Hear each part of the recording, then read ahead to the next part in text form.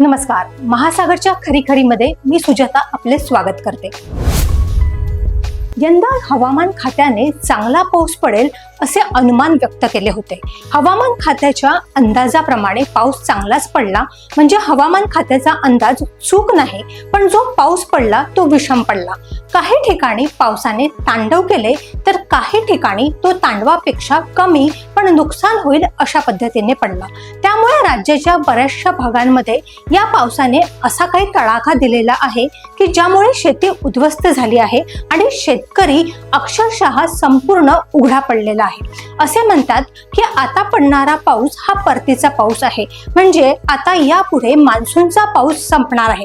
यावेळी महाराष्ट्रातील काही भागांवर अतिवृष्टीने जो कहर केला आहे त्यामुळे खरीप हंगामाचे मोठेच नुकसान झालेले आहे. परवा आपले मुख्यमंत्री यवतमाळ शहरामध्ये मोरारी बापूंच्या रामकथेत हजेरी लावण्यासाठी गेले असता यवतमाळ जिल्ह्यातील शेतकऱ्यांनी मुख्यमंत्र्यांना आपली व्यथा ऐकवली होती. अति पावसामुळे नाशिक, अहिल्यानगर, हिंगोली, जालना, धाराशिव, भंडारा, गोंदियासह बुलढाणा व इतरही काही जिल्ह्यात शेतकऱ्यांच्या दृष्टीने अत्यंत चिंतेचे वातावरण निर्माण झालेले आहे.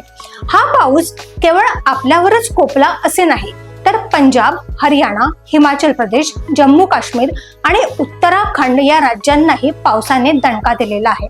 यंदा आकाश फाटलेले आहे. ते फाटलेले आकाश शिवण्याचा कितीही प्रयत्न केला तरी शिवता येईल असे अजिबात वाटत नाही. पावसाचा हा इतका प्रकोप का झाला याचा अभ्यास करणारे वेगवेगळी कारणे सांगताना दिसतात. आपल्या राज्यातील परिस्थितीचा विचार केला तर आपल्याला जे दिसते ते अतिशय चिंताजनक आहे. आपण विकासाच्या मोहापायी लक्षावधी झाडांची कत्तल केली आहे. गडचिरोली सारख्या घनदाट वनाच्या जिल्ह्यात आपण अनेक वृक्षांचा संहार केला. विकासासाठी 100 वर्षांची जुनी झाडे आपल्याला निर्दयपणे तोडावी लागली. एवढेच नाही तर शेतीतून जास्तीत जास्त पीक निघावे यासाठी शेतीत रासायनिक खतांचा आपणच भडीमार केला. विषारी कीटकनाशकांचे आणि औषधांचे फवाऱ्यांवर फवारे आपणच मारले. सध्या आपण खातो त्या भाजीपाल्यावर किती प्रकारची औषधे शिंपडलेली असतील हे आपल्याला कळतही नाही आणि असा भाजीपाला खाल्ल्याशिवाय आपल्याला गत्यंतरही नाही. सेंद्रिय शेतीचा प्रयोग शेतकऱ्यांसाठी फारसा फायद्याचा ठरत नाही हे वास्तव आहे. तरीही या पद्धतीने काही शेतकरी आजही निष्ठेने सेंद्रिय शेती करताना दिसतात. या शेतीत हे शेतकरी जे उत्पन्न काढतात त्याला जो खर्च लागतो तोही भरून निघत नाही असा शेतकऱ्यांचा दावा आहे. पण हे ओएसिस सारखे आहे. 1972 सालामध्ये महाराष्ट्रात दुष्काळाची छाया पडली होती. तो हरित क्रांतीचा काळ होता. तेव्हा आपले तत्कालीन मुख्यमंत्री वसंतराव नाईक परंपरागत ज्वारी पेरण्याऐवजी आजचा नारा हायब्रिड पेरा असे सांगत असत. त्या हरित क्रांतीमुळे आज गहू आणि तांदूळ यासारख्या पिकांची आयात बंद झालेली आहे.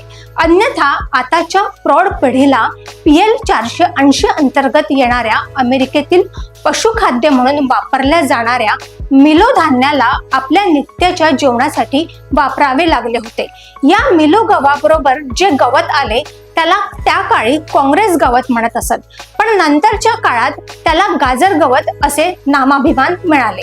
आपल्या हरित क्रांतीचा देशातील जनतेला अन्नधान्य आयातीच्या बाबतीत फायदा झाला, पण यातील खरी गोम अशी आहे की डाळी आणि तेलवाण हे आजही आपल्याला आयात करावे लागत आहे. आज निसर्गाचे संतुलन पूर्णतः बिघडलेले आहे.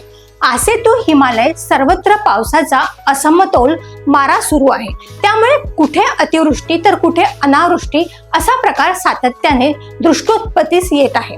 ज्यांची हानी झालेली आहे, ज्यांच्या घरादाराची आणि शेतीची राख रांगोळी झालेली आहे, त्यांना कोणतेही सरकार फारशी मदत देऊ शकत नाही हे ज्वलंत सत्य आहे.